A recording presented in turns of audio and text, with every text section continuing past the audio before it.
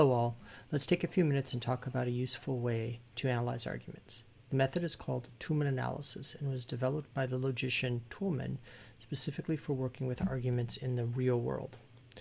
Toulmin analysis is particularly useful for the focus it allows us to have. It helps to clarify both others' arguments and our own. We're going to work with a simplified version of Toulmin analysis, focusing on the three features that are most useful.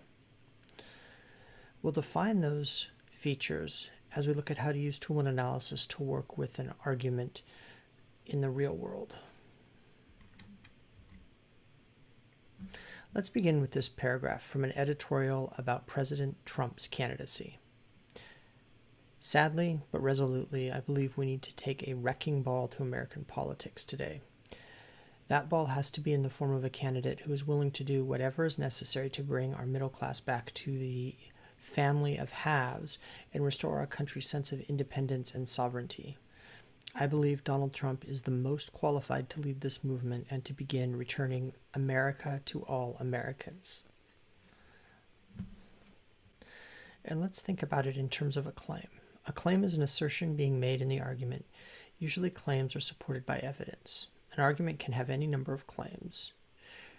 Refer to the general one or ones as the thesis. If we go back to our paragraph, we see there are two claims. One, that the ball has to be in the form of a candidate, which is an assertion about what the solution to the problem will have to look like. And two, the statement that will serve as the thesis for the rest of the argument. I believe Trump is the most qualified. Now that we've seen an example of claims, let's turn our attention to evidence. The facts, figures, quotations, observations, and so on that support a claim. If we start looking for evidence in our paragraph, we come to a surprising conclusion. There isn't any. That insight leads to some interesting questions. Most importantly, how do we respond to the lack of evidence? The author clearly thinks that we are prepared to accept these claims without evidence, but what happens if the audience is not willing to do so? How does it influence our connection to the argument? In any case, let's take a look at another paragraph from the same essay. This paragraph does have evidence. It has both direct evidence, in this case quotations, and contextual evidence, which places those quotations into their proper historical location, and so fleshes out their meaning. Finally, let's talk about warrants. The facts and assumptions that underlie an argument and make its claims possible. Another way to say that is a warrant is what you have to believe before an argument can work. Warrants are often left without supporting evidence. Warrants often go unsaid and remain implicit, but in this essay, the author explicitly states some of his warrants. Let's go back to the paragraph where we analyzed claims. We'll notice a warrant about halfway through. Who is willing to do whatever is necessary to bring our middle class back to the family of haves. This warrant or assumption is that bringing the middle class back is worth any cost.